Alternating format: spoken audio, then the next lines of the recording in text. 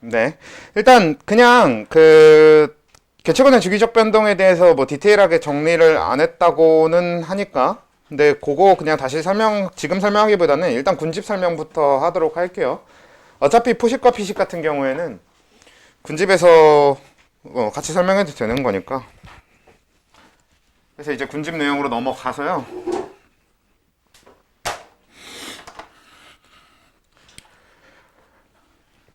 이 군집이랑 이제 그 생태계 자체 파트에서 남은 게 군집이랑 뒤에 에너지 흐름, 에너지 흐름과 물질 순환이라고 하는 여기 파트가 딱 있는데요. 이렇게 두 가지 파트가 남았는데 보통 수능이나 모의고사에서 생태계 파트에서 그 문제를 내면 딱 항상 가장 관심 갖고 내는 게 이 두 개의 부분이거든요.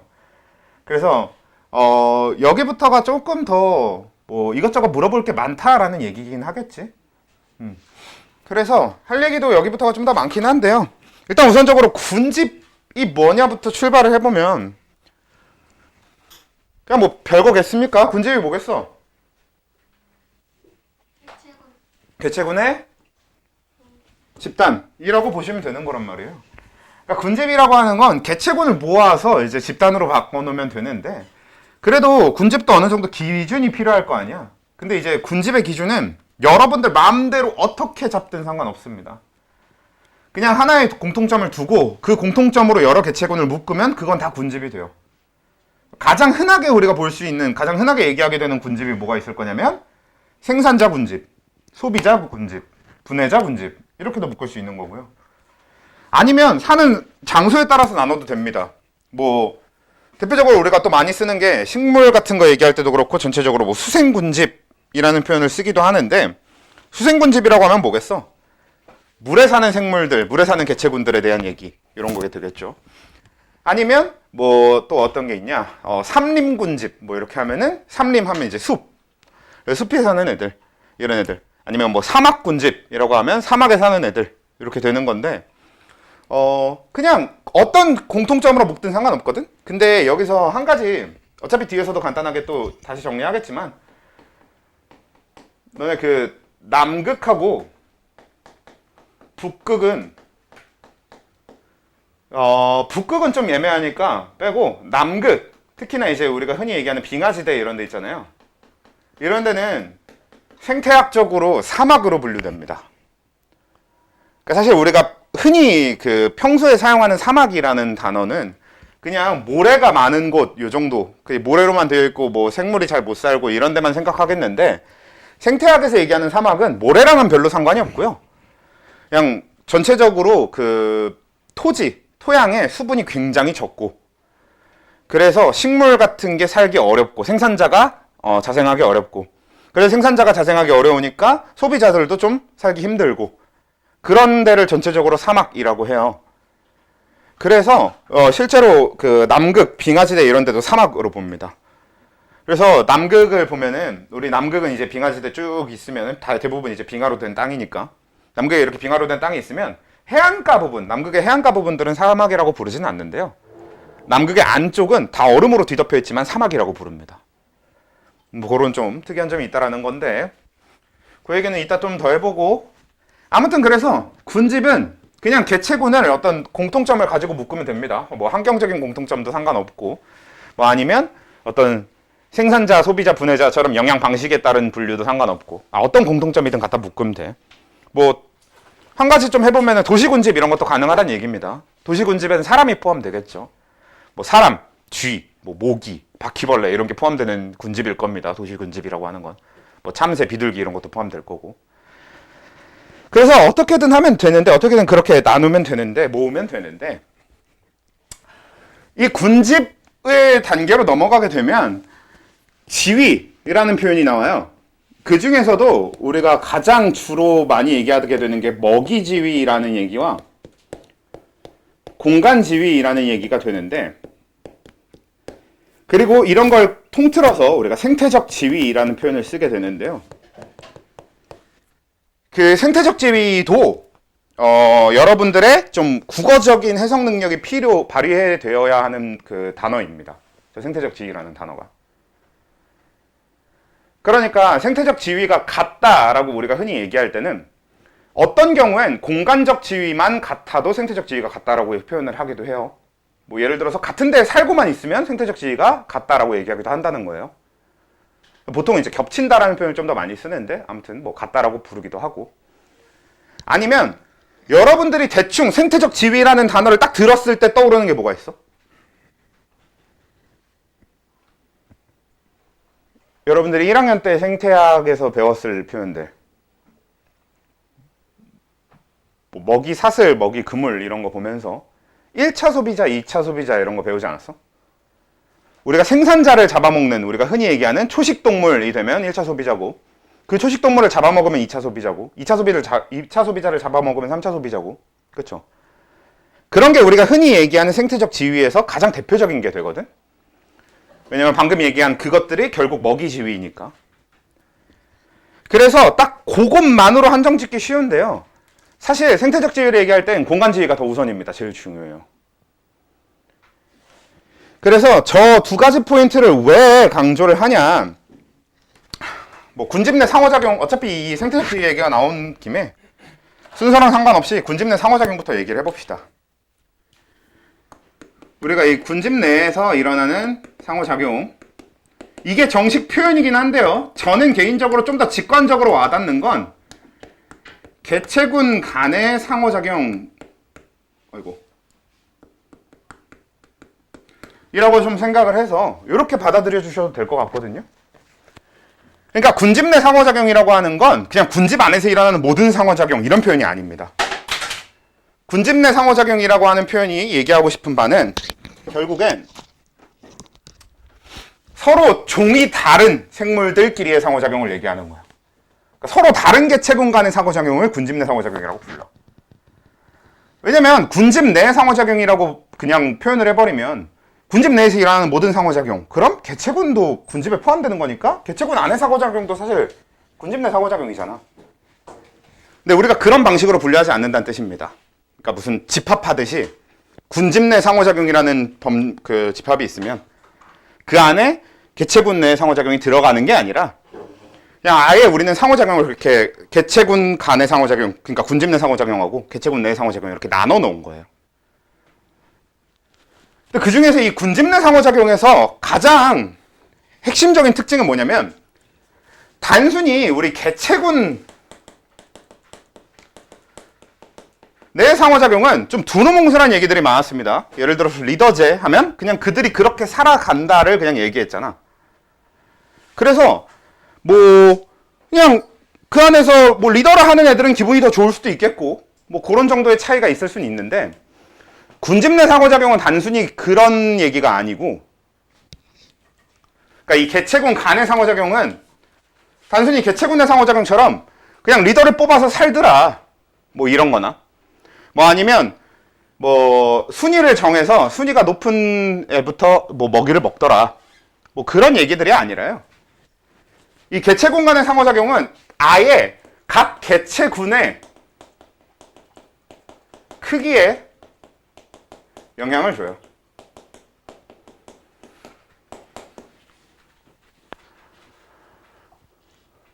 자, 이게 어떤 의미인지는 자세히 하나하나 얘기하면서 계속 설명을 덧붙여 보면요. 이 군집 내 상호작용에서 우선적으로 볼 게 생태적 지위. 자, 군집 내 상호작용은 전반적으로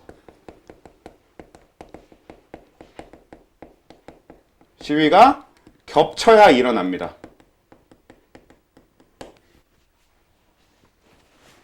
되게 단순한 얘기야. 간단하게 얘기해서 뭐냐면 만약에 공간 지위가 완전히 다른 두 생물이 있어.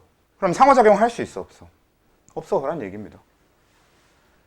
뭐 예를 들어서 우리랑 미국에 살고 있는 쥐랑 상호작용 할 수 있어? 없어? 없잖아. 그냥 그런 얘기예요. 그래서 일단 군집 내 상호작용의 시작, 이 개체군 간의 상호작용의 시작은 생체적 지위가 겹친다. 그 중에서도 공간 지위가 겹칠 것을 전제로 하고요.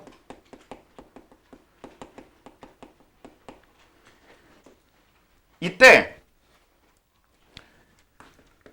먹이 지위가 같은 경우 혹은 겹치는 경우와 먹이 지위가 다른 경우에 일어나는 상호작용으로 또 크게 나눠볼 수 있어요. 그때 먹이지위가 같을 때 일어나는 상호작용 뭐 있습니까?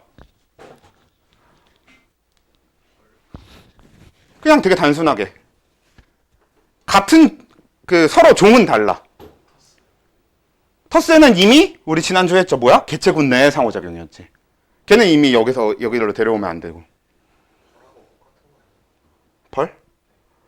벌은 사회생활이었죠? 사회생활 같은 경우도 개체군 내 상호작용이니까 이미 상관이 없는 얘기고. 아예 새로운 것들, 그쵸? 싸워요. 뭐라고 불러야 돼요? 경쟁이라고 표현하겠죠.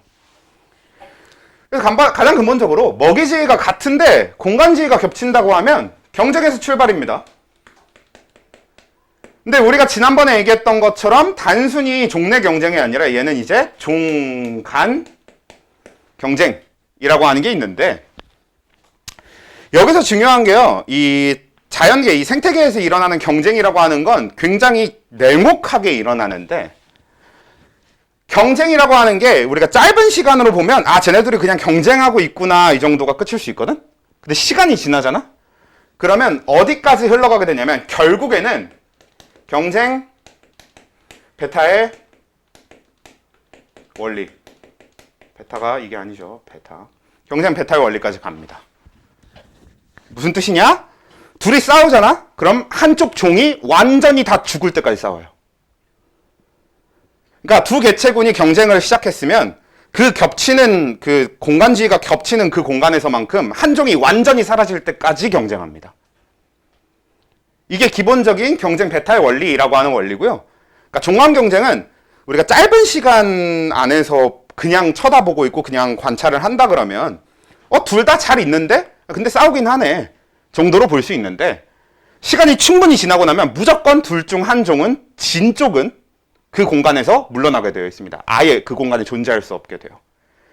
그게 이제 경쟁 베타의 원리거든. 그랬을 때 경쟁 베타의 원리의 그래프가 보통 어떻게 되냐. 자, 이 군집 내 상호작용은 그래프랑 굉장히 많이 엮어서 보게 되는데요. 자, 여기다 일단 뭘 그려볼 거냐면 단독 배양시에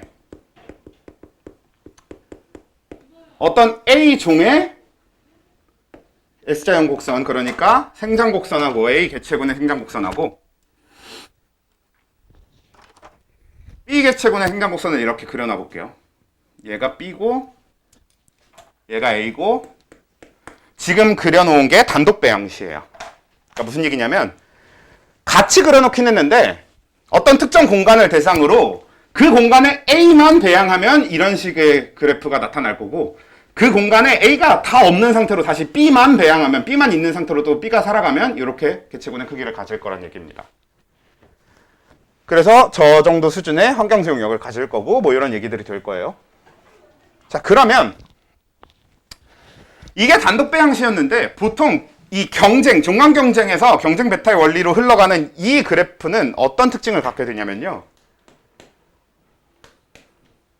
한 종은 이렇게 살아남고 경쟁에서 진 종은 이렇게 되는 거야. 이게 여러분들이 흔히 보게 될 경쟁 베타의 원리의 그래프예요. 그러니까 종 하나가 완전히 어떻게 되는 거야? 그 공간에서만큼은 멸종돼 버리는 거죠. 완전히 사라져 버려야 돼. 이게 경쟁 베타의 원리거든. 그럼 여러분들한테 한 가지 질문을 해볼게요. 종간 경쟁이 진행되는 와중이든 경쟁 베타의 원리까지 다 진행이 됐든 상관없이 지금 여기서 이제 이긴 게 A고 진 게 B잖아. 그러면 일단 B는 이득을 받습니까? 손해를 받습니까? 손해. 그쵸? 그것도 엄청 큰 손해를 받죠. 그러면 A종은 이득을 받게, 손해를 받게? 이게 굉장히 큰데 A종도 손해를 보는 겁니다. 왜? B종이 살다 간 만큼 먹이가 사라졌잖아. 그러니까 A종은 처음부터 A종 혼자 쓸 수 있으면 먹었을 수 있는 공간과 사용할 수 있었던 공간과 먹을 수 있는 먹이만큼 있었을 건데, B가 여기서 같이 살게 됨으로써 그냥 그만큼 무조건 걔네들을 먹고 사라진 게 있을 거 아니야. 그리고 경쟁이라고 하는 건 기본적으로 어때요? 경쟁이라는 걸 하다 보면 어떻게? 쓰게 되는 게 있게 마련이잖아요. 그러니까 한쪽이 이긴다고 해서 무조건 한쪽은 하나도 안 죽고 저쪽은 다 죽고 이런 개념이 아니잖아. 우리 전쟁만 해도 그렇잖아요. 막 전쟁에서 이겼다 해도 사상자 엄청 많이 나오고 막 이런단 말이야. 그러니까 결국에 이 경쟁, 종간 경쟁이라고 하는 건 어떤 상호작용이냐면 종 두 종 모두가 모두 손해를 보는 상호작용입니다. 모두 손해를 보는 형태의 상호작용이에요. 그럼에도 불구하고 왜 그럼 이렇게 하느냐? 어쩔 수 없어. 내가 쟤를 이기려고 하지 않고 그냥 가만히 있으면 쟤가 날 이겨서 우리 종이 멸종될 수도 있는 거잖아. 그러니까 서로 멸종되지 않기 위해서 싸우는 건데 결과적으로는 양쪽 종 다 모두 손해를 보는 상호작용이라는 겁니다. 종간 경쟁은. 자, 그렇게 되는데 여기서 종간 경쟁을 최소화하기 위해서 어떤 다른 방식의 상호작용을 선택하는 애들이 나타나요. 일단 이게 초성이거든요. 뭐게? 개인적으로 저는 이 초성을 적는 걸 참 좋아해요. 진짜로 이 초성만큼 적어놓고 나면 애들이 머릿속에 진짜 하나밖에 안 떠오르지 않아?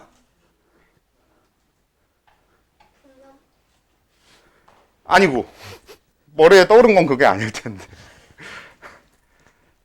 일단 요게 분서라고 해서요. 그러니까 정확하게는 서식지를 나눈다 정도의 단어거든. 근데 실제로 얘네들은 분서는 되게 여러 가지 방식으로 나타나요. 근데 일단 분서가 뭔지부터 얘기를 해보면 분서는 이제 이 종간 경쟁을 최소화하기 위한 거야. 그래서 어떤 방식으로 돌아가냐? 서로 경쟁할 필요가 없게 나눠 갖는 개념. 그러니까 양보하거나 나눠 갖는 개념이 되는 거지.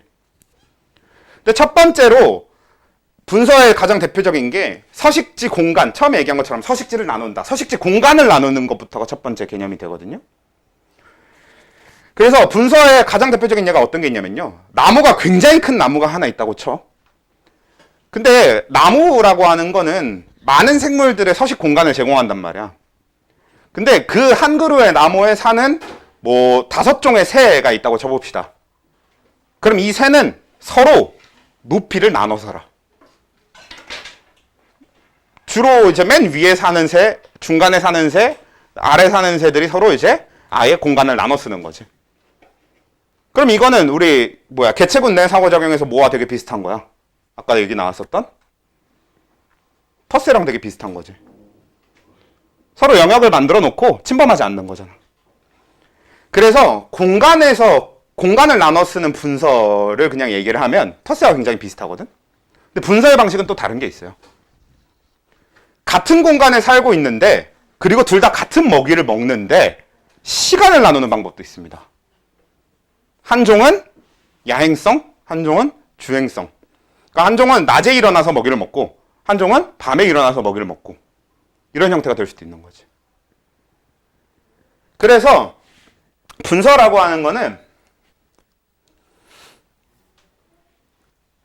그냥 뭐 서식지를 나누든 시간적으로 나누든 같은 서식지를 쓰지만 시간적으로 나누든 아니면 먹이를 나누는 방법도 있습니다. 그러니까 A종, B종이 둘 다 새인데 그래서 A종, B종이 둘 다 곤충을 먹는데 A종은 이런 곤충만 먹고 B는 이런 곤충만 먹기로 나누는 거지. 그래서 굉장히 여러 가지 방식으로 서로 양보하고 나눠 가지면서 상호작용을 하는 게 분서거든요. 경쟁하지 않고. 근데 사실 되게 아름다워 보이지만 결과적으로 A종과 B종은 모두 어떻게 되게? 개체군의 크기에서 손해를 보게 됩니다. 그래서 둘 다 손해를 봐. 다만 한 가지 장점은 뭐냐면 어느 한쪽이 완전히 져서 사라지는 경쟁 배탈 원리가 일어날 일이 없다는 게 되는 거죠. 사실은 그렇잖아.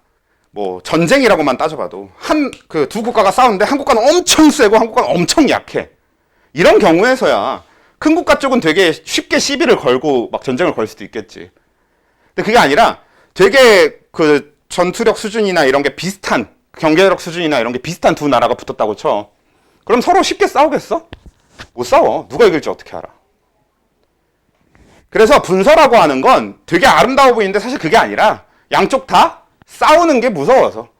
그러니까 사실 막상 그 종간 경쟁을 하게 되면 어느 쪽이 경쟁 배타의 원리에 의해서 사라질지 모르니까 그냥 둘 다 손해를 감수하고 나눠서 쓰는 이런 개념이 되는 거지. 그래서 종간 경쟁이든 분서든 양쪽 종 모두가 손해를 본다라는 점은 동의를 하나 아무튼 분서가 작동하는 방식은 종간 경쟁을 최소화하는 겁니다. 근데 이 먹이질과 같을 때는 어차피 이 두 개밖에 없어요. 이 두 개를 제외한 그 어떤 상호작용도 존재하지 않습니다. 그러니까 서로 둘 다 일단 무조건 손해를 봐야 되고 먹이지위가 같은 두 종이 한 공간에 살면 무조건 둘 다 손해를 봐야 되는데 그때 한 종이 죽을 때까지 싸울 거냐 아니면 둘이 그냥 어떻게든 서로 양보하면서 잘 살아갈 것이냐에 밖에 차이 그 두 가지밖에 선택지가 없다는 얘기고 아래쪽으로 가면 먹이지위가 아예 달라. 그러면 일단 기본적으로 뭐가 안 일어나? 경쟁이 일어나질 않아요. 그러니까 먹이지위가 서로 다르면 경쟁을 할 이유가 없으니까 일단 경쟁은 일어나지 않거든. 대신에 네 가지 종류의 상호작용이 일어납니다. 일단 초성만 쭉 적어보면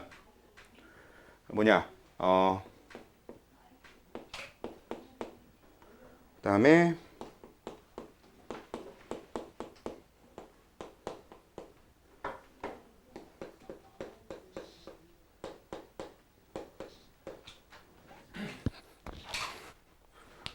대충 알겠지 않아? 뭐야? 그치? 이 둘은 공생에 대한 얘기인데 하나는 상리공생이고 하나는 편리공생이라고 부릅니다. 자, 공생이라고 하는 건 뭐야? 함께 잘 사는 거죠. 근데 분서랑은 완전히 다른 개념이에요. 왜? 분서도 같이 사는 건데 그건 애초에 경쟁해야 되는 먹이지위가 같은 두 종이 같이 사는 거. 그래서 양쪽 다 손해를 볼 수 없는 개념이라면 손해를 볼 수밖에 없는 개념이라면 공생은 애초에 먹이지위가 다르기 때문에 서로 상관이 없어. 서로 살아가는 데 있어서 전혀 상관이 없어.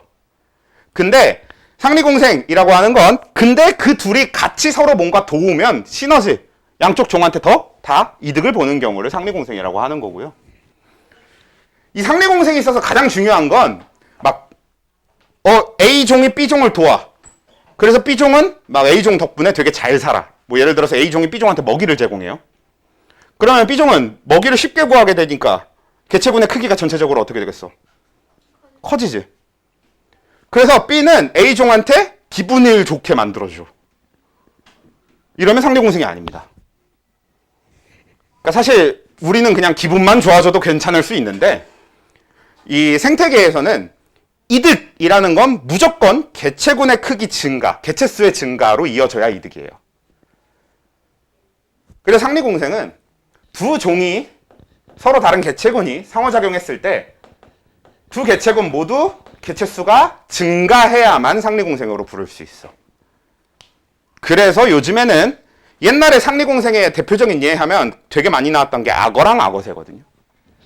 근데 악어랑 악어새는 상리공생 아님으로 판정이 났습니다.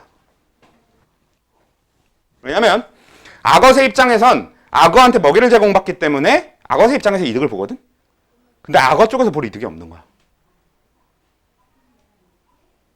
악어 이빨에 낀 거 막 걔네들이 뺏어 먹어주면 이게 양치한 기분도 들고 기분이 좋지 않을까요? 아까 얘기했죠. 그 기분이 좋은 건 아무 의미가 없다고. 그 덕분에 악어 개체수가 증가하면. 선생님 근데 악어 개체수가 증가했을 수도 있는 거잖아요. 막 충치 뭐 이런 거 그 치료가 되니까 충치가 없을 수도 있는 거고. 사실 충치는 모든 동물 중에 사람 그리고 사람이 기르는 동물들을 제외하고는 거의 자연계에서는 충치라는 게 원래 없어요. 그래서 악어새가 악어 치아에 낀 음식물을 빼먹지 않는다고 해서 충치가 생기지 않습니다. 그래서 악어랑 악어새는 요즘에 상리공생의 예로 그냥 아예 빼려는 게 좀 추세긴 하고요. 뭐 여전히 그냥 넣어서 가르치시는 선생님들이 있는데 그러면 그냥 쓰셔도 되는데 대부분 일부러라도 빼려고 할 겁니다. 그래서 악어왕 악어새는 아니고 상리공생의 예 하면 혹시 떠오르는 거 있을까?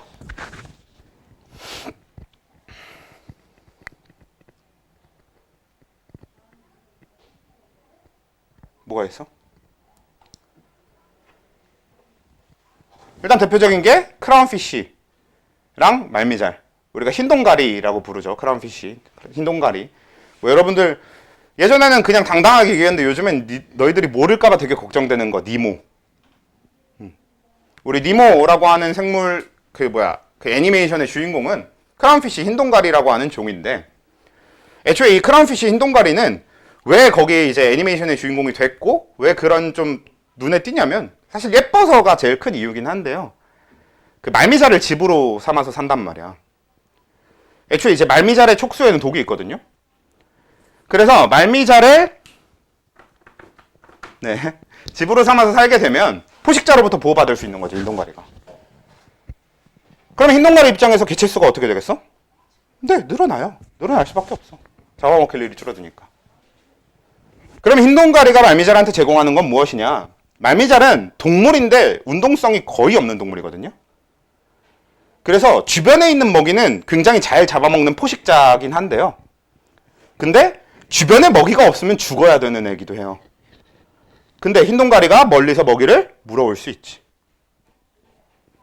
그래서 그렇게 상리공생을 합니다. 말미잘 입장에서도 개체수 이득을 볼 수 있게 돼요. 그래서 그게 상리공생이라는 거. 그러니까 상리공생은 얘는 방금 얘기한 이런 흰동가리, 말미잘 이런 거 정도만 외워두셔도 되는 거고, 아니면 이제 선생님이 학교에서 설명해 주시는 거 이런 거 뭐 있으면 더 외우시면 되는 건데, 근본적으로 두 개체 모두 다 이득을 보는 형태여야 된다는 게 제일 중요합니다. 실제로 그래프를 보면 아까 단독 배양시가 저렇게 되어 있었잖아요. 근데 저 두 A종하고 B종이 상리공생을 하게 되면 두 종 모두 환경 수용력이 올라갑니다. 단독 배양시보다 더 많은 개체수가 존재할 수 있게 돼요. A든 B든. 그게 이제 상리공생인 거고, 편리공생은 말 그대로 한쪽만 이득을 보는 공생.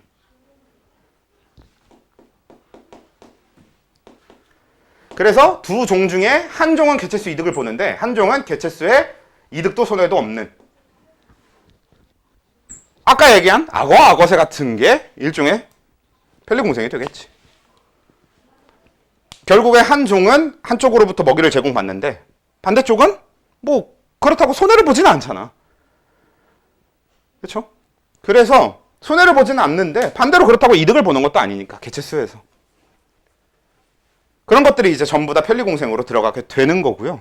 편리공생의 얘는 뭐 또 어떤 게 있냐면, 얼핏 보기엔 기생 같아 보이는 것들도 꽤 많아서, 그 빨판상어라는 생물이 있는데, 그 빨판상어라는 애들은 보면은 물고기인데 이렇게 머리 위에가 진짜 우리 빨래하는 빨래판처럼 생겼거든요. 그래서 걔네들은 그 빨판 부분을, 빨래판 같이 생긴 그 빨판 부분을 큰 생물 밑에다가 이렇게 붙여놓고 다녀. 그러면 어떻게 되냐면 그냥 큰 생물이 음식을 먹을 때, 먹이를 먹을 때 그 밑으로 흘러가는 음식도 먹을 수 있고, 사실 제일 중요한 건 위에서부터 보는 포식자들이 이 빨판상어들을 못 보겠지. 그래서 개체수의 이득을 보는 형태입니다. 근데 반대로 뭐 대표적으로 얘기하는 게 바다거북. 바다거북은 큰 애들은 되게 크거든. 그래서 이 바다거북하고 빨판상어 요게가 편리공생 관계인데요. 그러니까 얘네들을 그렇게 위에를 덮어줘서 보호해주고 뭐 이런 기능을 하지만, 그렇다고 얘네들이 얘한테 제공하는 건 없습니다. 뭐 아무 도움될 게 없어요. 그래서 한쪽 종은 뭐 딱히 개체수의 이득이나 손해가 없는데 한 종이 개체수의 이득을 보는 게 편리공생이 되는 거고, 세 번째가 이제 공생에서 벗어나서 기생인데, 기생의 핵심은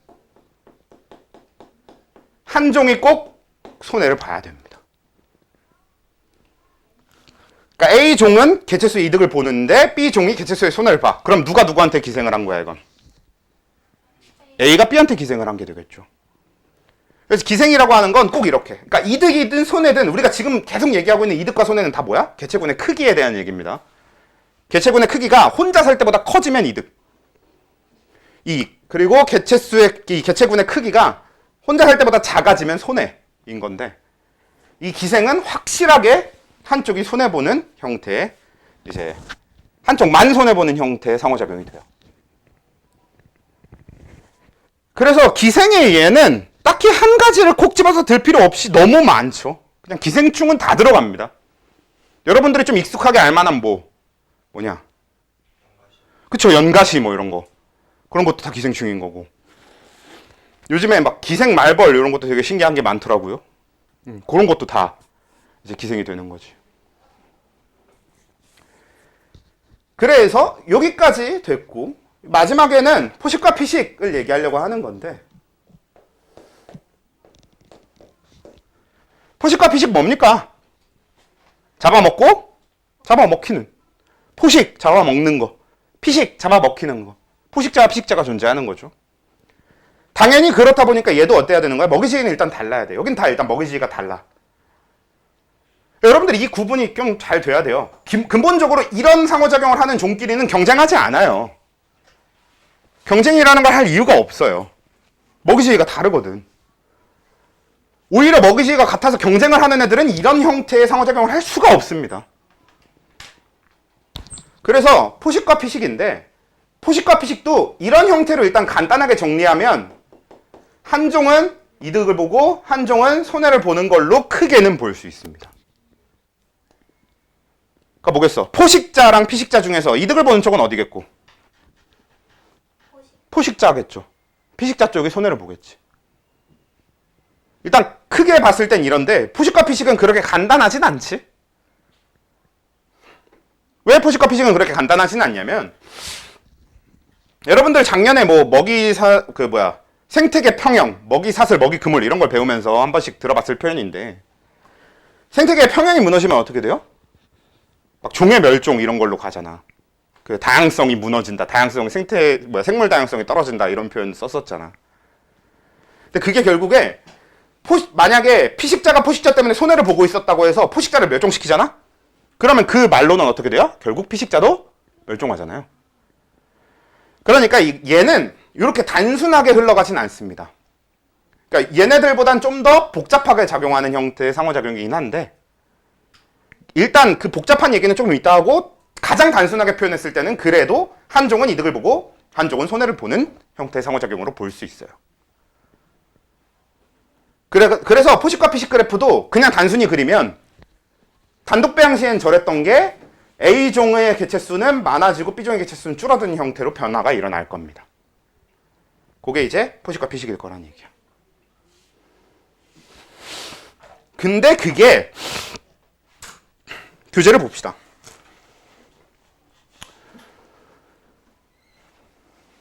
허허. 잃어버린 건 아니지?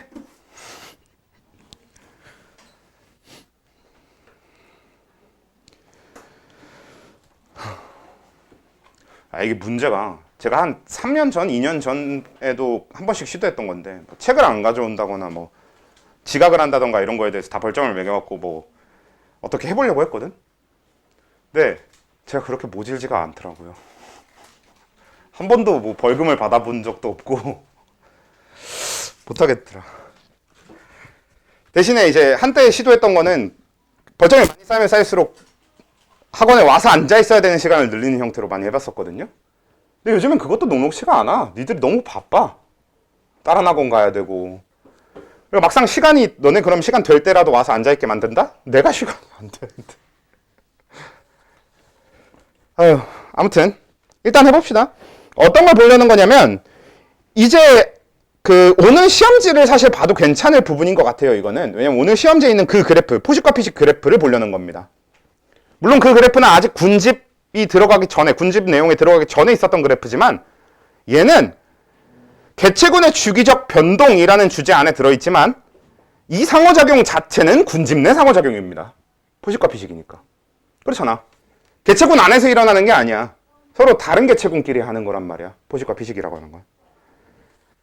그래서 좀 그러한 좀 특이성을 가진 애가 이런 포식과 피식인데, 거기 그래프를 보시면 되게 삐죽빼죽하게 돼 있잖아.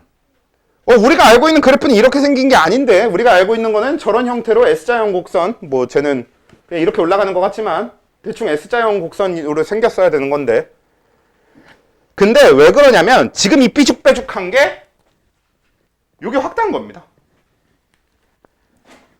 사실 이건 포식피식뿐만 아니라 그냥 모든 생물 종이 개체수가 진짜로 일정하겠냐고. 그건 아니잖아. 그러니까 뭐 예를 들어 환경 수용력이 100만인 어떤 종이 있다고 쳐. 그러면 100만 마리에 도달하면 계속 100만 마리가 유지가 되는 게 아니라 어떨 땐 120마리까지 증가했다가 그 120마리만큼 증가했던 것 때문에 20만 마리 정도, 120만 마리가 됐다가 20만 마리가 증가했으면 뭐 먹이도 모자랄 거고 공간도 모자랄 거고 하잖아. 그럼 다음 세대는 또 80만까지 또 줄었다가, 그럼 또 다시 좀 전체적으로 풍부해지니까 또 뭐 한 110만까지 늘었다가 이렇게 왔다 갔다 하면서 계속 유지되는데, 결과적으로 전체적으로는 평균 100만 정도 언저리에서 있다는 거지. 그게 요 표현이에요, 사실. 얘를 확대해서 보면 이 안에서 소소한 변동은 계속 있거든요. 그래서 이 포식과 피식 요것도 마찬가지인데, 우리가 포식과 피식 관계에 따른 변동은 거기 그 있는 대로 되게 단순합니다. 피식자 수가 많아지면 포식자 수가 많아져요. 먹을 게 많아졌으니까. 근데 포식자 수가 많아지면 피식자 수가 다시 줄어들 겁니다. 날 잡아먹는 게 늘었으니까. 근데 피식자 수가 줄어들면 먹을 게 줄었으니까 포식자 수도 줄어드는 거죠. 근데 그 결과적으로 포식자 수가 줄어드는 바람에 다시 피식자도 늘어나요. 그런 피식자가 늘어났으니까 다시 포식자가 늘어나게 되는 어떤 사이클의 형태를 띌 수밖에 없는데요. 우리가 이 그래프에서 봐야 될 핵심은 뭐냐면, 그리고 그 답지, 우리 프린트 답지에 보면 장기적 변동이라고 되어 있는데 그거 고치셔야 돼요. 장기적 변동 아니에요. 단기적 변동입니다.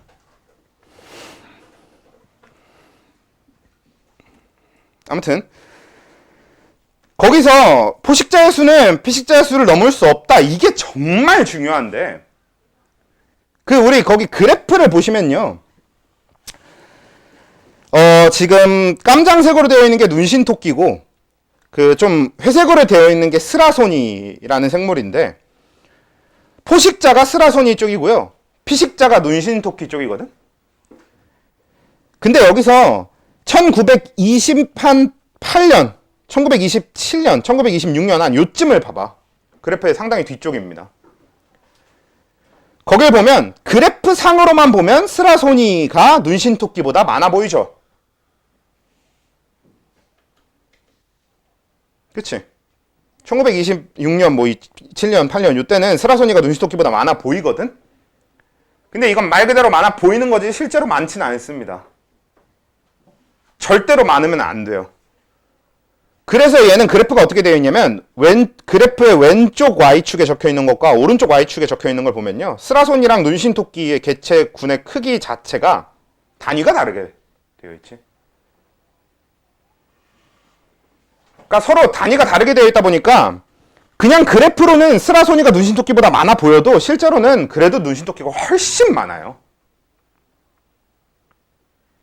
그러니까 눈신토끼는 한 칸당 막 40만 마리, 4만 마리씩 되어 있는 거고, 스라소니는 한 칸당 3천 마리씩이기 때문에.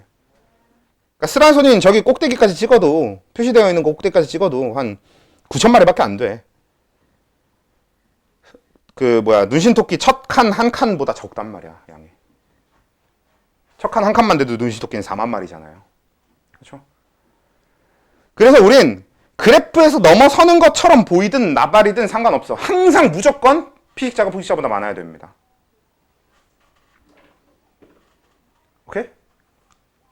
이건 이제 동물끼리만 그런 거야. 식물이 껴들어가면 좀 얘기가 달라지는데 일단 식물은 우리가 굳이 얘기하지는 않을 거니까. 이렇게 되는데요. 자, 여기서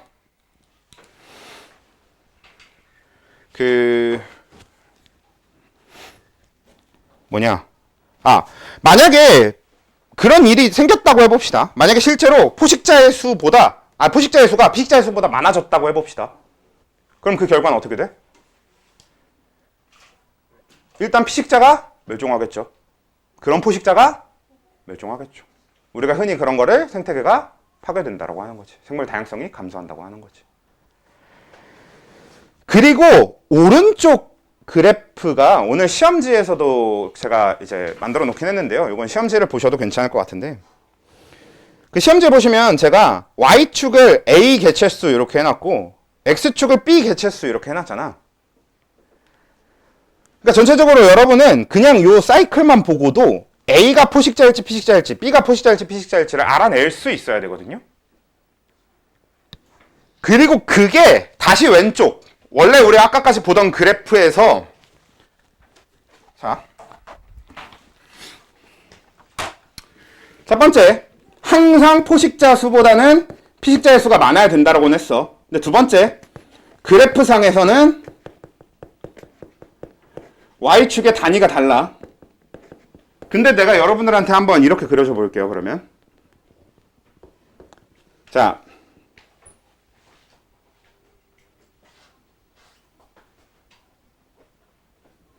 이게 A종의 개체수 변동 그래프예요. 그리고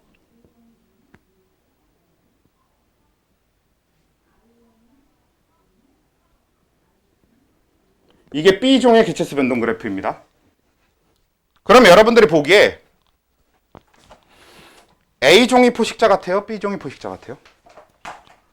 둘 중에 누가 포식자게? B가 포식자라는 근거는? 어떤 거? 그치. 맞아. 그러니까 기본적으로 우리가 저걸 개체수로 따지면 안 돼. B가 A보다 개체수가 적어 보이니까 아까 피식자가 더 많아야 된다고 그랬으니까 A가 피식자고 B가 포식자 아닙니까? 그렇게 따지면 안 되는 게 양쪽의 단위가 다를 수 있다니까? 포식자랑 피식자가 그래프가 같이 그려져 있긴 해도 둘의 단위를 다르게 그릴 수 있으니까 그걸로 판단하면 안 되고, 항상 우리가 중요하게 봐야 될 거는 여기만 봐도 끝이야 사실. 지금 이거는 해석하면 뭐야? A가 늘어나니까 B가 늘어나는 거야? 아니면 B가 늘어나니까 A가 늘어난 거야? A가 먼저 늘어났어. A가 늘어났고 그러니까 B가 늘어났다, 이렇게 해석되겠지. 그럼 A가 피식자고 B가 포식자여야지.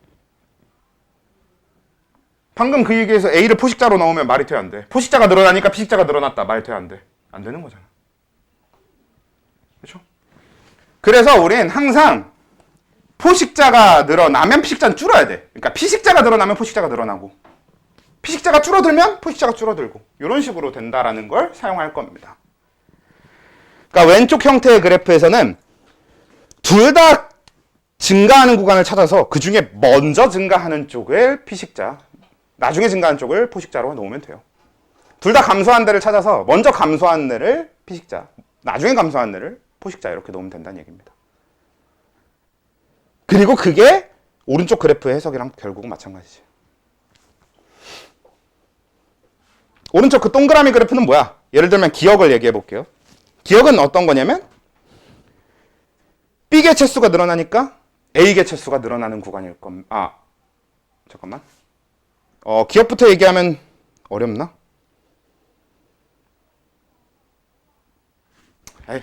그냥 그렇게 얘기하자. 그냥 그리면서 설명하는 게 훨씬 나을 것 같습니다.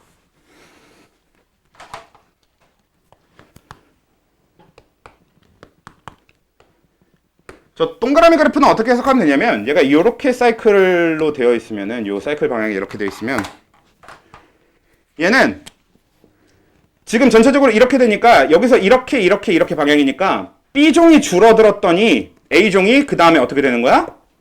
늘어나는 거죠. 이런 식으로 해석할 수 있는 거란 말이야.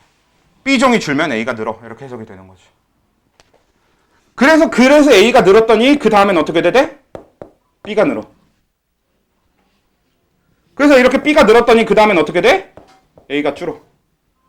그렇게 A가 줄었더니 그 다음엔 어떻게 돼? 다시 B가 줄어. 이렇게 돼야 이렇게 돌겠지. 그래서 B가 줄면 A가 늘고, A가 늘면 B가 늘고, 그럼 A가 늘면 B가 늘고니까 A가 피식자, B가 포식자가 되는 거지. 만약에 이거 그래프를 똑같이 A, B로 해놓고 똑같이 이거 동그라미인데 방향을 반대로 돌게 만들면 포식자, 피식자가 정확하게 바뀔 겁니다. 해보면 이렇게 되면 뭐야? 이거 B가 줄어든다 라는 뜻이지. X축이 B니까. B가 줄어들었더니 A가 줄어들고, A가 줄어들었더니 B가 늘어나고, B가 늘어나니까 A가 늘어나고, A가 늘어나니까 B가 줄어들고. 그럼 이번엔 B가 뭡니까? 네, A가 포식자, B가 피식자. 이런 식으로 해석할 수 있으면 된다. 됐죠? 네, 그렇게 되겠고, 잠깐 쉬었다가 이제 그 뒤에 내용으로 넘어가 봅시다.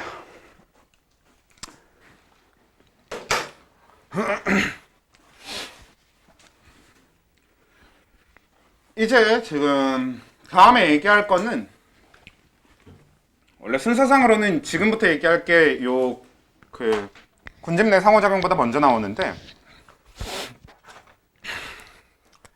여러분들이 그 군집에서 가장 시험에 군집이라는 게 수능이 되게 집중하고 있는 부분이라고 했잖아요.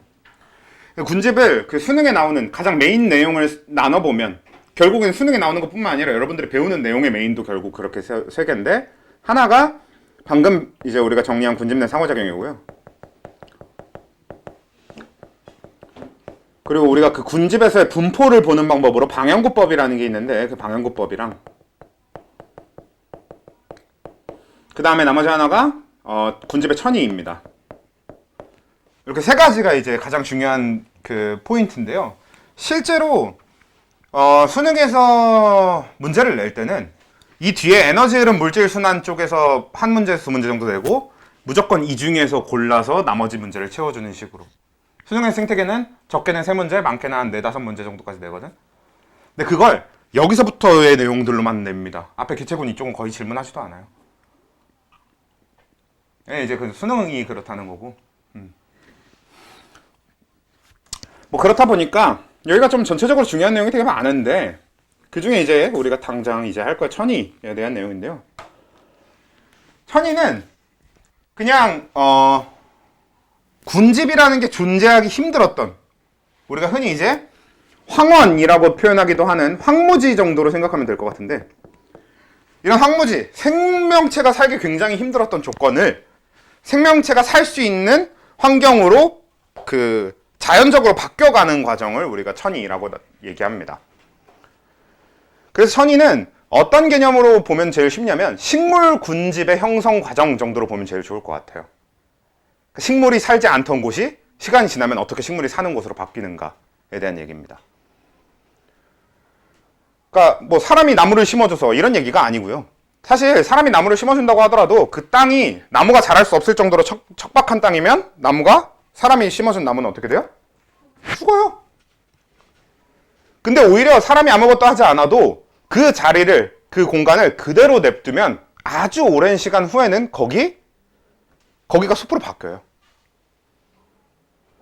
실제로 이렇게 자연 상태에서는 완전히 아무것도 살 수 없었던 그런 황무지, 황야, 황원이라고 부르는 그런 곳이 시간이 지나면 생물이 살 수 있는 환경으로 바뀌거든요. 이제 그걸 우리가 천이라고 합니다. 물론 사막이라고 하는 게 아까 잠깐 언급했던 사막이라고 하는 게 그런 특이점을 가진 건데, 사막은 시간이 지나도 천이가 일어나기 굉장히 힘든 환경인 게 완전히 사막인 거야. 자, 근데 그 중에서 이제 천이의 제일 첫 단계, 그러니까 아무것도 살기 힘든, 보통 수분도 별로 없고 수분이 굉장히 적어. 그 다음에 유기물은 당연히 없어. 근데 무기물도 별로 없어. 이런 식으로 최소한의 양분도 없고 물도 되게 없고 이런 진짜 막 쩍쩍 갈라지는 그런 땅 있잖아. 그런 땅이었으면 거의 식물은 당연히 살 수 없고요. 그런 데는 동물도 살기 좀 어렵단 말이야. 그런 데는 사실 땅속에 지렁이도 별로 없어요. 그래서 그렇게 생물이 굉장히 살기 힘든 환경인 황무지에서 제일 처음으로 뭐가 등장하냐면, 아무리 이런 황무지 같은 환경이어도 살 수 있는 지의류라고 하는 애들이 등장합니다. 근데 이 지의류라고 하는 애들은 좀 특이한 점이, 지의류가 하나의 생물이 아니고요. 이 지의류는 조류랑 균류의 공생체예요. 그냥 좀 더 제일 간단하게 편하게 표현을 해보면 미역이랑 곰팡이랑 같이 살고 있는 거라고 보시면 됩니다. 미역 플러스 곰팡이 정도로 생각해 주시면 돼요. 그러니까 조류, 미역 이런 애들은 원래 바다, 물 속에 살아야 되는 애들이잖아. 근데 그런 애들이 육지에 올라와서 곰팡이랑 같이 살고 있는 거야. 그게 지류란 애들입니다. 그럼 여기서 얘기를 해보면 원래 조류는 땅에 사는 애들이 아니니까 갑자기 저렇게 수분도 없는 땅에 살 수가 있겠어 없겠어? 없을 거 아니야. 그건 사실인데 그런 수분도 별로 없고 사실 식물은 원래 유기물이 필요하지 않습니다. 생산자는 유기물이 필요하지 않아요. 왜? 유기물은 지들이 만드는 거잖아. 생산자는 유기물을 만드는 애들이기 때문에 요건 필요하지 않다고 해도 수분이나 무기물이 거의 없는데 물이 엄청 많은 데서 살아야 되는 조류가 어떻게 여기 와 있느냐, 그걸 균류가 다 제공해줘요. 수분부터 해서 무기물까지. 근데 균류는 왜, 그러니까 곰팡이는 왜 수분이나 무기물을 이 조류한테 막 제공을 하느냐? 대신 뭘 얻어먹을 수 있으니까? 유기물을 얻어먹을 수 있잖아. 그러니까 사실 균류 입장에서는, 곰팡이 입장에서는 조류를 자기가 데리고 다니면 뭐나 마찬가지냐면 빵공장입니다, 그냥. 내가 빵공장을 들고 다니는 거나 마찬가지야. 그렇잖아. 실제로 얘가 이런 재료만 공급해주면 조류는 광합성을 통해서 무한정 유기물을 계속 만들어줄 거야. 그렇잖아요. 그래서 그 유기물을 균류한테 공급해줄 수 있고요. 균류는 또 그 유기물을 받으면 더 많은 수분이나 무기물을 만들 수 있게 됩니다. 호흡을 통해서. 그럼 또 더 많은 걸 제공받은 조류가 더 잘 자라서 또 더 많은 유기물을 균류한테 제공하고, 이렇게 공생을 통해서 살 수 있도록 되어 있는 게 지류인데, 이렇게 지들끼리 사이클로 다 서로 제공할 수 있는 형태다 보니까 주변 환경이 굉장히 척박해도 살아갈 수 있어요. 그래서 최초의 육상 생산자를 지류로 보는 입장도 있고 그렇습니다. 우리 막 엄청 과거에 바다에서 처음으로 육지로 생물이 올라오고 뭐 이런 얘기 하는 거 있잖아. 그런 거에서 지류를 최초의 육상 생물 뭐 이런 걸로 보는 입장도 있고 그래요. 아마 아니겠지만. 아무튼 그래서 이렇게 지류가 형성이 되고 나면 이 공간은 시간이 지나면 지날수록 어떻게 되냐? 유기물이 쌓이기 시작해요. 왜냐면 사실 햇빛은 엄청 많이 올 거거든. 왜냐면 워낙 척박한 땅이니까 나무 이런 게 없잖아. 그러니까 햇빛을 가릴 게 없는 거야. 그래서 햇빛이 워낙 많이 제공되니까 그냥 무기물만 있으면 가능한 만큼 최대한 많이 광합성을 할 수 있게 돼요. 그냥 광합성을 진짜 미친 듯이 많이 하는 거지. 그러면서 저 공간에 유기물이 쌓이고 단순히 저기서 끝나는 게 아니라 사실 지류가 살기 시작하잖아? 그럼 뭐가 오냐? 동물이 와요. 대표적으로 순록 이런 애들은 저 지류 뜯어먹는 애들이거든. 지류를 먹이로 하는 애들이 있어요. 실제로 우리 북극의 툰드라는 있기도 있지만 거긴 대부분 지류가 주 생산자거든요. 그 북극 가까이 가면. 그래서 거기 사는 생물들은 그 지류를 뜯어먹고 사는 생물들이 되게 많아. 그래서 이렇게 황무지에 지류가 등장하고 나면 쟤네들이 유기물을 막 만들어내는 것뿐만 아니라 여기에 이제 동물들도 올 거고, 그럼 동물들은 딴 데서 뭘 먹다가 여기로 옮겨왔으면 딴 데 있는 것들을 이제 그 유기물을 갖고 올 거 아니야. 그래서 여기다 똥 싸면은 똥 안에 유기물 엄청 많이 들어있을 테니까 그게 이제 토양의 양분으로 제공될 거고, 그럼 지류가 더 잘 자랄 거고, 이런 식이 될 거 아니에요. 그렇게 이 공간에 수분과 유기물이 늘어나기 시작하다가 어느 정도 환경이 풍족해지고 나면 이제 우리가 아는 풀들이 등장하기 시작합니다. 이끼류를 중간에 넣는 경우도 있지만 이끼는 일단 굳이 건너뛰고요. 이끼류는 지류랑 그냥 같이 보는 경우가 많고 선태류라고 하는데, 그거 말고 초본이 형성돼요. 초본이라고 하는 건 아니죠. 정확하게는 초원이 더 맞는 표현이겠네요. 초원이 형성됩니다. 초원이라고 하는 건 초본, 그러니까 여러분들이 흔히 알고 있는 그 풀떼기 있잖아. 잔디 같은 거.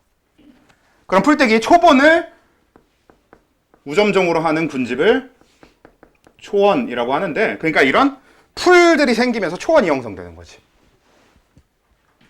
그러면 이제 같은 빛의 세기에서도 더 광합성을 할 수 있는 게 늘어나. 광합성 효율이 증가하는 거지. 지휘류보다 좀 더 고등한, 좀 더 그 효율적인 생산자가 등장한 거예요. 그러면 더 빠른 속도로 유기물이 쌓이게 되고요. 그러면 아까는 뜯어먹을 게 그래봤자 조류랑 균류, 곰팡이랑 같이 공생하는 거 정도였는데 이젠 풀이 있으니까 더 많은 동물들도 오겠지. 그렇게 생태계 다양성도 증가하고 하면서 이 초원 상태로 시간이 또 지나게 되면 드디어 나무가 자라기 시작합니다.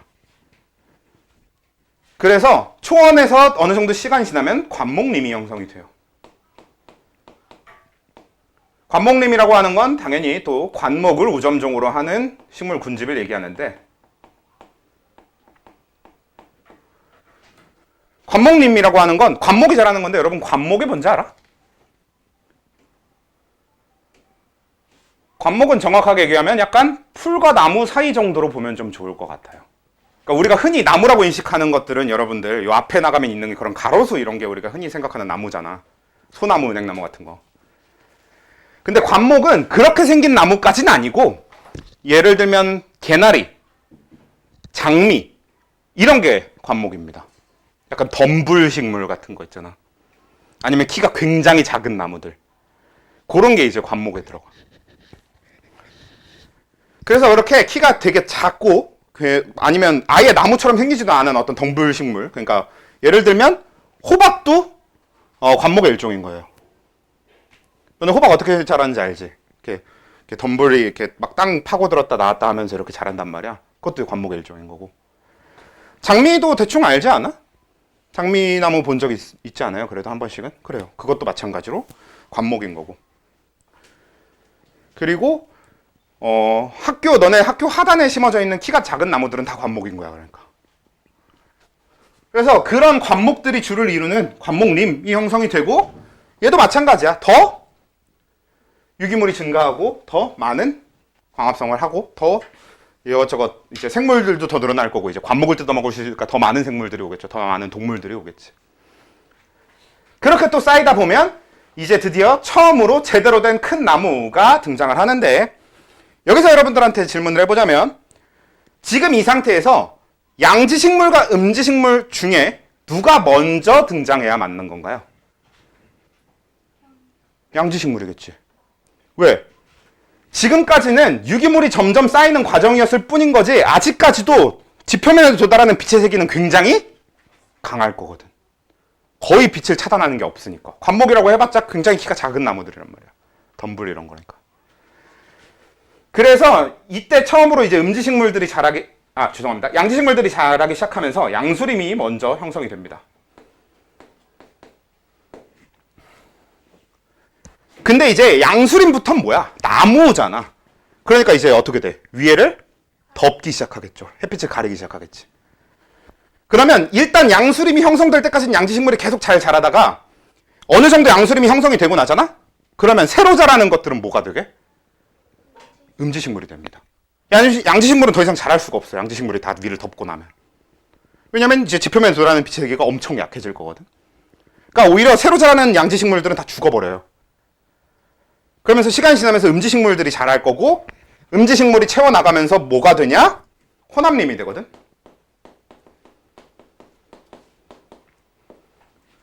근데 이게 결국에 시간이 계속, 이 천이라고 하는 과정은 사실 되게 오래 걸리는 과정이거든.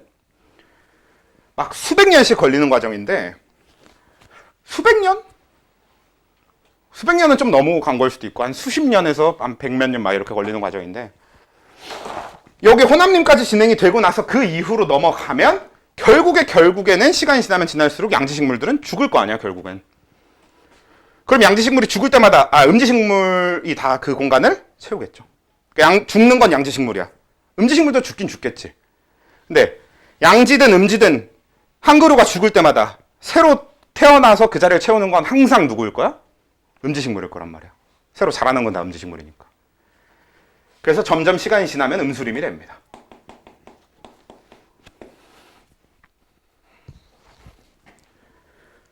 이거는 그냥 이 천이 과정을 여러분들이 잘 외워주시기만 하면 돼요.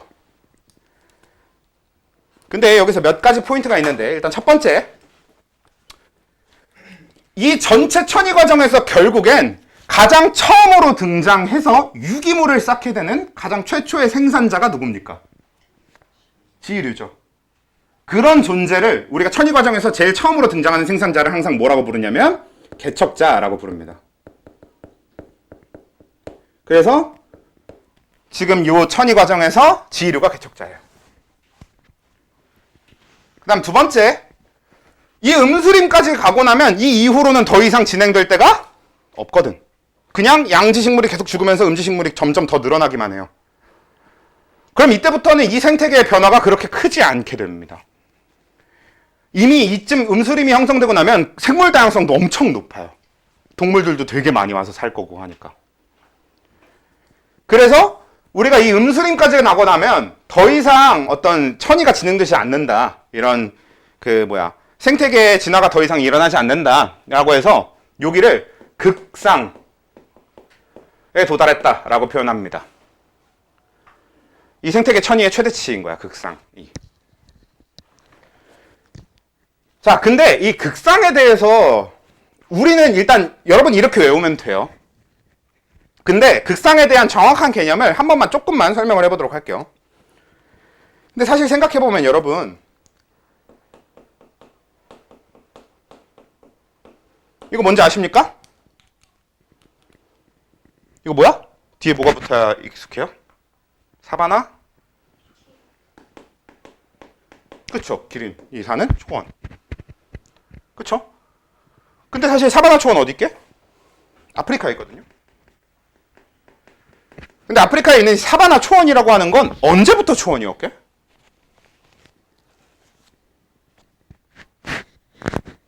뭐 진짜 아득하게 옛날부터 초원이었지 않겠어요? 걔는 왜 관목림이 되지 않고 양수림이 되지 않고 호남림이 되지 않고 음수림이 되지 않았을까? 네, 강수량이 모자라요. 실제로 그 사바나 초원 이런 데서 가장 많이 하는 게 뭐야? 그쪽으로 그런 데는 무슨 우기와 건기 이런 게 반복된다고 하잖아요. 심지어 저런 사바나 초원 이런 데는 건기에는 사막이나 다름없을 정도로 진짜 막 엄청 말라요. 그러다 보니까 전체적인 우기에는 비가 엄청 많이 오긴 하는데 그래봤자 전체적인 물의 총량이 모자란 거지. 그런 식으로 여러 가지 환경에 의해서 그냥 그곳은 초원 이상으로 진행될 수가 없어요, 천이가. 그럼 사실 사바나 초원 그 지역에선 초원이 극상이에요. 그러니까 사실 극상이라고 하는 건 주어진 환경이나 어떤 조건에 따라서 극상이 서로 다 달라집니다. 뭐 예를 들면 또 다른 거 뭐 있냐면 우리 이제 타이가라고 아십니까? 우리 캐나다 이런 데 가면 볼 수 있는데 타이가 숲이라고 해서 거기는 엄청 추워. 엄청 추운 데 있는 나무 숲이에요. 그래서 이 타이가의 특징은 뭐냐면 아득히 옛날부터 지금까지 계속 소나무 숲입니다. 그러니까 뭐야? 양수림이겠죠. 그러니까 걔도 양수림에서 더 이상 진행을 할 수 없어. 왜? 추워서. 음수가 자랄 수가 없어요. 음지식물이 자랄 수가 없는 조건입니다. 아예. 사실 양지식물보다 음지식물이 추위에는 더 약하거든. 그래서 걔는 이 타이가 이런 데에서는 양수림이 또 극상인 거지. 사실 극상이라고 하는 건 조건에 따라 달라질 수 있거든. 이건 이제 부수적인 설명이고, 근데 왜 처음에 극상을 그냥 음수림으로 외우라 그랬냐? 적어도 우리가 사는 여기선 극상이 음수림이 맞거든. 우리가 살고 있는 위도대에 있는 일반적인 그 국가들은요, 사실 우리가 사는 이 중위도 근방의 국가들이 결국 가장 부자 국가들도 많고 하단 말이야. 과학적인 발전을 이룬 국가들도 보통 다 이 근처에 있으니까 그냥 이 근처 국가들은 대부분 음수림 극상이라고 생각하고 살 거거든? 그러니까 음수림을 그냥 극상으로 설정을 해놓은 거지. 그래서 그냥 일단 우린 그렇게 외우면 돼. 다만 사실 극상이라고 하는 건 그때그때 달라질 수 있는 개념이다. 그렇고요. 이제 천이에서 가장 중요한 부분에 대한 얘기를 할 건데, 자, 여러분들한테 이런 질문을 해보도록 할게요. 천이가 진행될수록 현재 여기에 있는 군집, 우리는 식물 군집의 얘기만 했지만 여긴 지금 동물들도 섞여 있는 거거든, 결국에.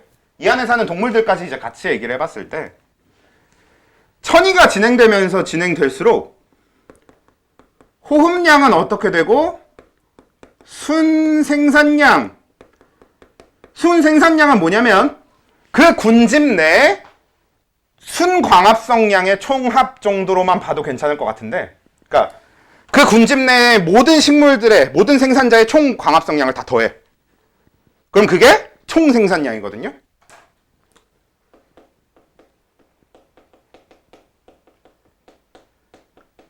그 다음에 거기서 그 군집 내의 모든 생물들의 호흡량을 빼. 그럼 그게 그 군집의 순생산량이 됩니다. 그러면 천이가 진행될수록 호흡량은 어떻게 해요? 증가.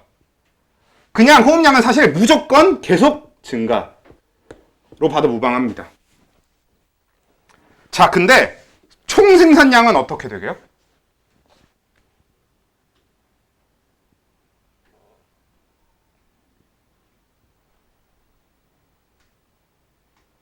어떻게 될까?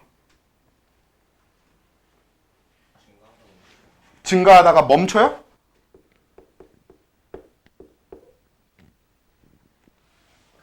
감소합니다. 멈추는 게 아니라 감소해요.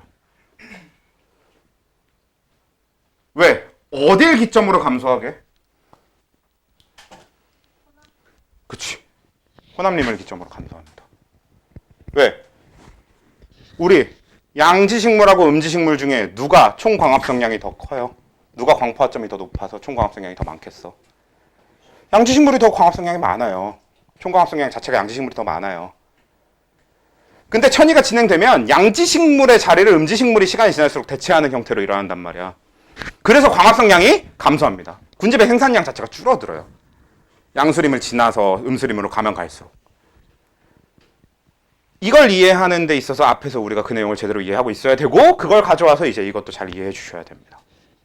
총생산량은 그래서 계속 증가하는 게 아니라 증가하다가 양수림과 음수림 사이 어느 시점을 기준으로 다시 감소해요. 이게 되게 중요하거든. 그리고 순생산량은 어떻게 되게? 그래서 얘도 증가하다가 감소하는데, 실제로 얘는 극상에 도달하면 0에 수렴합니다.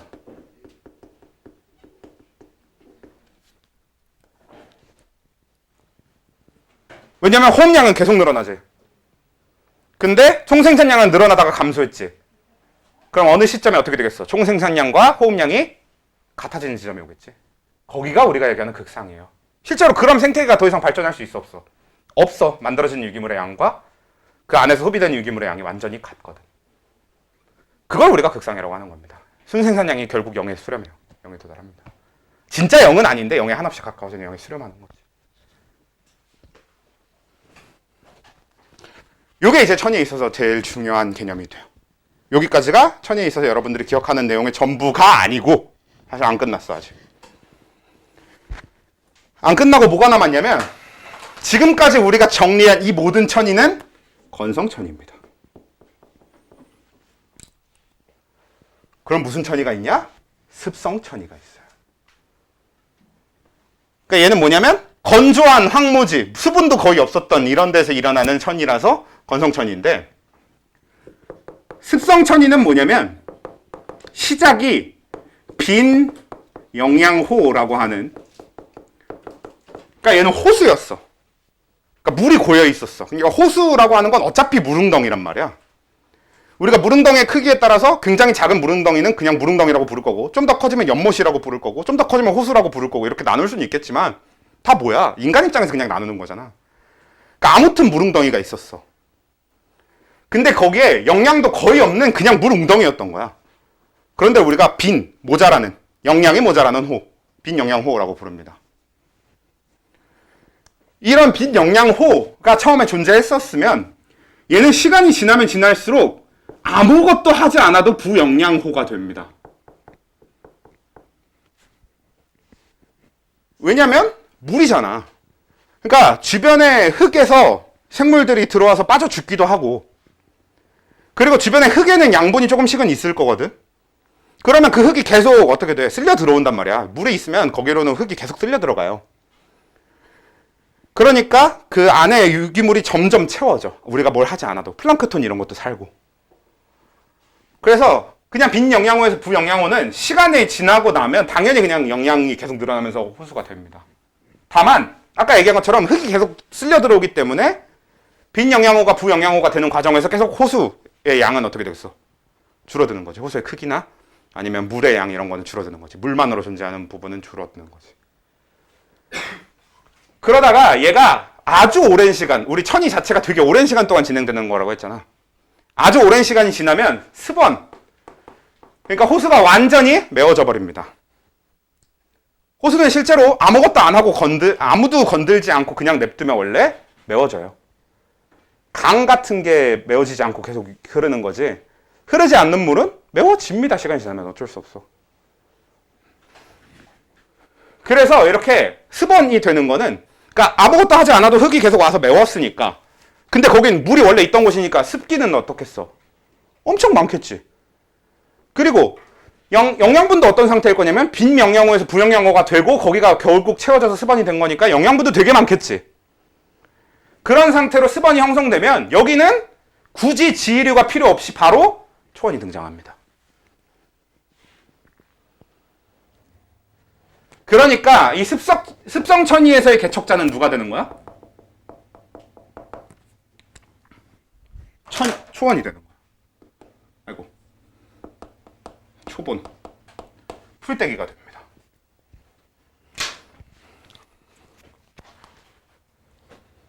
오케이? 그래서 저 습성천이는 딱 저것만 알면 돼. 그 뒤에 과정은 똑같아요. 그러니까 지혜류가 따로 필요하지 않고 그냥 개척자가 초본인 거야. 어차피 건성천이만 잘 외우고 습성천이는 그냥 초본이 개척자로 저기서부터 그 뒤는 똑같아요. 이 정도만 외워도 상관없어요. 앞에 빈영양호, 부영양호, 습원 이런 걸 외울 필요는 없습니다. 그래서 저게 습성천이. 근데 천이가 하나 더 있어요. 왜 하나 더 있냐면 지금 얘기한 이 두 개의 천이는 다 1차 천이거든. 1차 천이라고 하는 건 뭐냐면 지금 저 두 조건 모두 비슷한데 생물이 살기 힘든, 그래서 처음부터 생물이 거의 없었던 데서부터 출발하는 게 1차 천이거든. 2차 천이는 뭐냐면 이미 천이가 어느 정도 진행되고 있었어. 근데 얘가 어떤 외부 환경 변화, 주로 자연재해 같은 것 때문에 천이가 진행되다 말고 뒤집어져 버린 거야. 예를 들어서 화산이 폭발했다던가 아니면 지진이 나갖고 막 식물이 막 떼죽음을 당했다던가 막 산불이 났다던가 뭐 이런 식으로. 그래서 그 천이가 잘 진행되다 말고 거기에 갑자기 천이가 진행되던 식물 군집, 그 군집이 망가지게 됐을 때 그때 진행되는 게 2차 천이입니다. 2차 천이는 별거 없어요. 걔도 그냥 개척자가 초원부터야. 왜냐면 2차 천이라는 것 자체가 이미 천이가 진행되던 곳에 자연재해 때문에 식물들이 그냥 죽은 것 뿐이거든. 그래서 유기물은 되게 많아. 그래서 그냥 풀부터 그냥 자라면 돼. 그래서 2차 천이는 그냥 개척자가 초원이다. 이것만 외워두시면 돼요.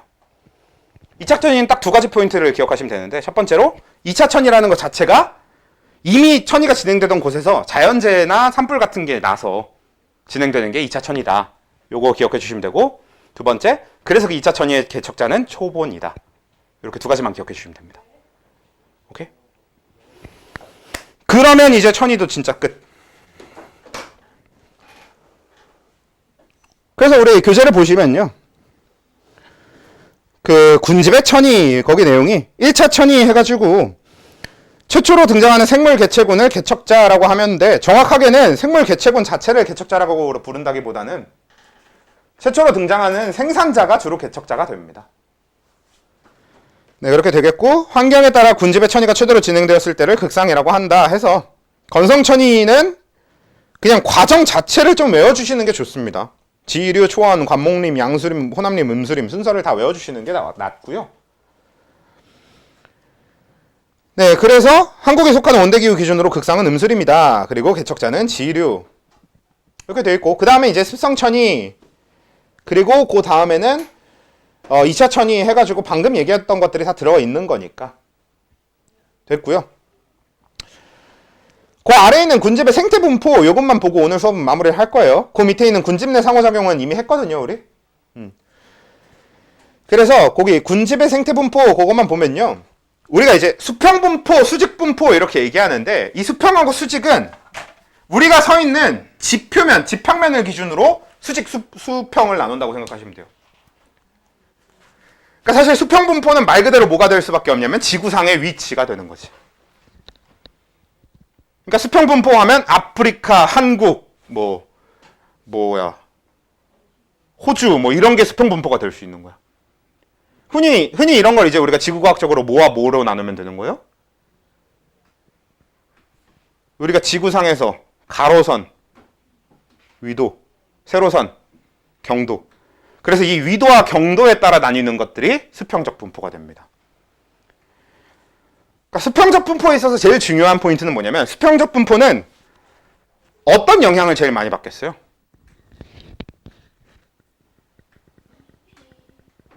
그쵸, 강수량하고 온도. 이 두 가지 영향을 제일 많이 받겠지. 위도가 높아지면 높아질수록 온도가 어떻게 돼요? 네, 추워지잖아, 낮아지잖아. 그리고 강수량은 무조건 위도가 높아질수록 어떻다가 아니라, 강수량은 어떤 지역이냐에 따라서 강수량이 되게 천차만별이죠. 이것도 위도와 경도의 영향을 되게 많이 받는 거잖아. 그러니까 지구상의 위치에 따른 영향을 되게 많이 받잖아. 그래서 강수량과 온도의 영향에 따른 분포가 됩니다. 강수량, 온도의 작용에 의해서 만들어지는 게 수평적 분포예요. 근데 수직적 분포라고 하는 건 지평면을 기준으로 수직이니까 뭐겠어? 높이. 우리가 경도, 위도 같은 좀 유식한 표현으로 하면 뭐라고 표현하면 되게? 고도, 그쵸? 고도. 그래서 고도에 따른 분포가 수직적 분포가 됩니다. 그리고 수직적 분포에 영향을 주는 가장 큰 요소는 뭐가 있겠어? 가장 큰 비생물적 요소는? 그쵸. 근데 산은 그냥 고도 자체를 만들어내는 거고, 그렇게 해서 고도 차이가 났을 때 강수량 차이는 사실 거의 없지 않을까? 그렇잖아. 우리가 산 꼭대기에 비가 오고 여기에 비가 안 올 수는 당장은 그럴 수 있는데, 결국에 그 근처는 거의 다 비슷하게 비가 오잖아요. 그 높이에 따라서 강수량에 의한 차이는 거의 없을 거란 말이야. 근데 뭐에 의한 차이는 되게 커요? 온도 차이는 되게 크지. 우리 산에 올라가면 춥잖아. 태양에 가까워지는 것 자체는 사실 그거 알아? 지구상의 온도를 결정하는 요소는 태양에 얼만큼 가까운가는 생각보다 별로 영향을 안 주죠. 아니 사실 지표면에 가까울수록 더 따뜻하지. 온실 효과가 어디서 더 강하게 나타나느냐가 더 영향을 크게 주기 때문에 지표면 부분이 더 따뜻하게 유지됩니다. CO2가 더 많으니까. 그리고 지열, 그러니까 우리 지구 복사라고 하죠. 지구 복사를 더 많이 이제 우리가 느낄 수 있는 곳이 지표면 근처니까. 그래서 이 고도에 따른 분포는 온도에 따른 분포가 가장 커요. 그러니까 수직적 분포는 온도의 영향이 가장 크게 나타납니다. 그래서 거기 이제 보면요, 교재에 보시면 수직 분포는 고도에 따른 분포로 기온에 따라 어쩌고 이렇게 되어 있잖아요. 그래서 요거는 순서대로 한번 외워두시는 것도 좋아요. 화렵수림, 즉 사실 이 천이상으로 표현해 보면 화렵수림은 뭐랑 같은 표현이냐면 음수림과 같은 표현이죠. 그 다음에 호남림, 그 다음에 침엽수림, 관목대, 이게 높아지면 높아질수록 이렇게 됩니다. 그러니까 우리가 살고 있는 일반적인 고도 근처에는 주로 그냥 화렵수림, 음수림이 잘 자라. 근데 이게 높아지다 보면은 점점 추워져 갖고 어느 정도 높이가 되면 음지식물들이 못 살아. 아까 추위에 약하다고 했잖아. 그래서 어느 정도 고도 이상으로 가면 양수림, 소나무 숲밖에 없습니다. 음지식물이 거의 자랄 수가 없어요. 그래서 양수림 가다가 거기서 더 올라가면 더 추워지니까 그 양지식물조차도 못 사는 정도의 추위까지 가거든요. 그런데 가면 관목대라고 해서 얘는 이제 관목림이라는 이름이 붙지 않은 이유가 숲은 아니고, 우리 산꼭대기나 이런 데 가면 어떻게 돼 있어? 그냥 조그만 나무, 관목 같은 게 이렇게 듬성듬성 있잖아. 그런 건 다 이제 관목대가 되는 거예요. 그래서 그런 게 수직 분포인데, 얘 쪽은 좀 별로 할 얘기가 없었으면, 그 위에 수평 분포가 위도에 따른 분포가 가장 큽니다. 사실 경도는 별 차이는 없어서 경도 얘기는 잘 안 하고요. 그래서 위도에 따른 분포로 기온과 강수량에 따라 서로 다른 극상을 갖게 되는 것을 말한다. 저緯도에서 고緯도로 갈수록 요거 되게 중요한데 열대우림, 열대초원, 열대사막을 순서대로 외우세요. 왜 순서대로 외우는 거냐면 이거 지금 무슨 순서대로 나열되어 있는 거냐면 제일 앞에 그러니까 열대우림, 열대초원, 열대사막은 다 기온이 제일 높은 데고요. 낙엽수림, 온대초원, 온대사막은 기온이 조금 떨어진 온대 지역이고요. 거기서 기온이 더 떨어지면 침엽수림이 되고 거기서 기온이 더 떨어지면 툰드라가 되는 거거든. 근데 열대우림, 열대초원, 열대사막은 뭐냐면 지금 이 순서대로 강수량 순서입니다. 그러니까 가장 따뜻한 지역에서 강수량이 많으면 열대우림, 강수량이 좀 모자라면 열대초원, 강수량이 너무 모자라면 열대사막이 되는 거고 그것보다 조금 덜 따뜻한 요 지역에서 강수량이 제일 많은 데는 낙엽수림, 거기서 강수량이 좀 적으면 온대초원, 강수량이 아주 적으면 온대사막, 그 위에는 침엽수림이거나 아예 식물군이 제대로 존재하지 않거나 그 위에도 툰드라거나 아예 식물군이 존재하지 않거나. 그래서 요거는 순서도 꽤 중요하다는 거. 강수량 순서로 배열되어 있는 거니까. 오케이? 네, 그렇다라는 거고 오늘은 딱 여기까지 하면 되겠네요. 군집의 구조, 층상구조. 다음 주부터 층상구조부터 다음 주에 하자. 고생. 그러면 딱 남은 게 방향구법이랑 에너지 흐름 물질 순환인데 다음 주 하면 딱 끝나겠다. 그쵸. 그럼 생활이 딱 끝나는 거죠.